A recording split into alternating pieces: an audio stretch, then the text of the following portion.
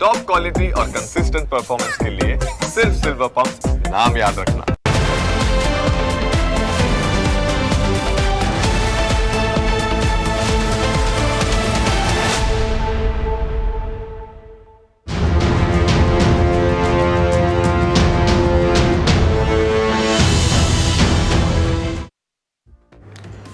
બનાસકાંઠા હોય કે Amreli રાજનીતિક ઘટનાઓનું AP centre રહ્યા છે, પરંતુ બંને જિલ્લાઓની સમસ્યાઓમાં ઘણી સમાનતાઓ છે, જેમાંથી એક સમસ્યા છે પાણીની।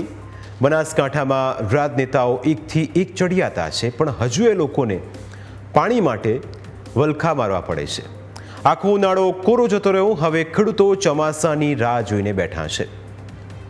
કૂવા કોરા ધાકોર છે, કૂવામાં ક્યાંય પાણી નથી, લોકો કૂવામાં ડોક્યું કરીને નિસાસા નાખે છે, પણ પાણી મળતું નથી। બીજી તરફ કેટલાક ખેડૂતો વરસાદની રાહ જોઈને બેઠા છે। આવા દ્રશ્યો તમે કદાચ ફિલ્મોમાં જોયા હશે, પણ બનાસકાંઠાના વડગામમાં આવા દ્રશ્યો સામાન્ય છે। ખેડૂતો રીતસર ચોમાસાની રાહ જોઈને બેઠા છે, કારણ કે કુદરત સિવાય કોઈ તેમને પાણી આપી શકે તેમ નથી, અને તેના કારણે ખેડૂતોના ખેતર સૂકા ભટ્ટ થઈ ગયા છે। જ્યાં નજર કરો ત્યાં દૂર દૂર સુધી સૂકી જમીન જોવા મળે છે। નેતાઓ આ સૂકા પ્રદેશની હરિયાળો બનાવવાના વાયદા તો કરે છે, પણ હજુ સુધી તેમના કોઈ વાયદા પૂરા થયા નથી। અહીંના ધારાસભ્ય જિગ્નેશ મેવાણી છે, તેઓ આખા દેશની ઘટનાઓ પર અવાજ ઉઠાવતા રહે છે, સારી વાત છે, પરંતુ અહીંના લોકોનું કહેવું છે કે જિગ્નેશ મેવાણી વડગામના ખેડૂતોના પ્રશ્નો જ નથી ઉઠાવી શકતા। હા, ધારાસભ્ય જિગ્નેશભાઈ છે, આવે છે, કયા સમયે આવે કયા સમયે જતા રહે એનું કંઈ નક્કી નથી હોતું। ગામમાં આવે અમે સાહેબ મજૂરિયા લોકો, અમે ખેતરોમાં હોઈએ, અમને કોઈ મળવાનો ચાન્સ મળતો નથી। હા, એટલે અમે એમને પણ રજૂઆતો કરી હતી, પણ એમને કે થઈ જશે, પણ આગળ કંઈ કામ થતું નથી। ખેડૂતો કહી રહ્યા છે કે ચૂંટાયેલા ધારાસભ્ય જરા ખેતરમાં આવીને જુએ તો ખેડૂતોની દુર્દશા અને તમને સમજાશે, કારણ કે બનાસકાંઠા જિલ્લાના તમામ ખેડૂતોની હાલત આવી નથી। બનાસકાંઠામાં જ્યાં નર્મદાની નહેરો આવેલી છે ત્યાં પાણીની કોઈ જ મુશ્કેલી નથી। ખેડૂતો સારું વાવેતર કરીને સારી કમાણી કરે, પરંતુ વડગામ હજુ પણ પાણી માટે વલખા મારી રહ્યું છે। અહીં પરિસ્થિતિ એટલી ગંભીર છે કે ખેડૂતો છેલ્લા 30 વર્ષથી ખેતી નથી કરી શકતા। તેઓ ખેતી કરવા માગે છે, પણ કોઈ પાણી આપવા તૈયાર નથી।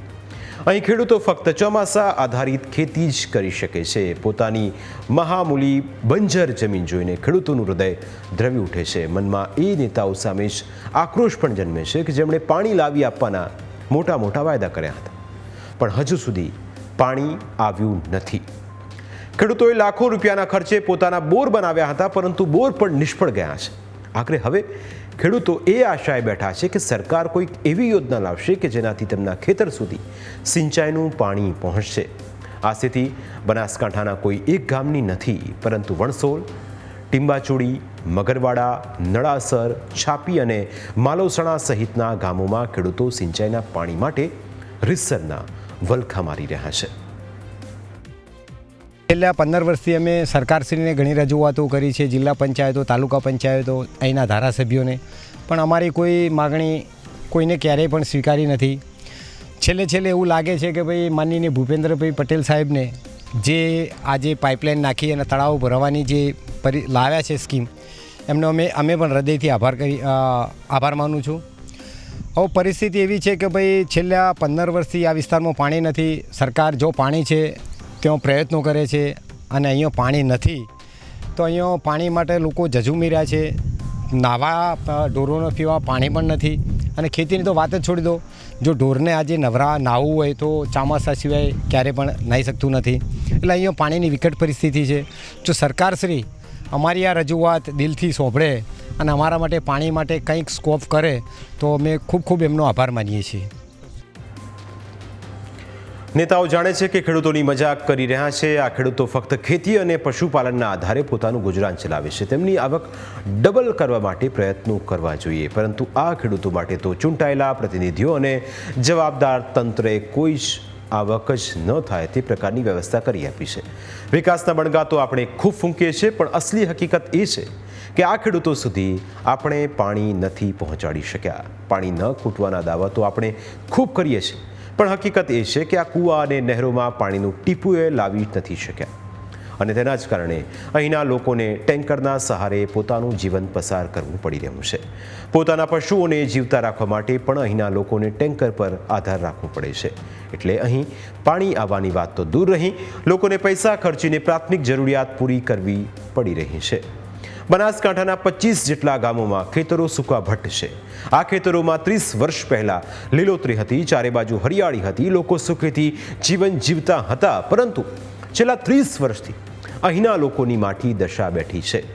સાહેબ, આપણે ખેડૂતોની આવક ડબલ કરવાની વાતો કરીએ છીએ, તે ખૂબ જ સારી વાત છે, પણ વડગામના 25 ગામોમાં સિંચાઈનું પાણી કેમ નથી મળતું તે જોવાની જવાબદારી પણ આપની છે. આ ખેડૂતો આપણા જ મુલકના છે, તેમને સિંચાઈનું પાણી નસીબ નહીં થાય તો તેઓ પાકનું વાવેતર કેવી રીતે કરી શકશે? તેઓ કેવી રીતે પોતાનો જીવન નિર્વાહ ચલાવશે?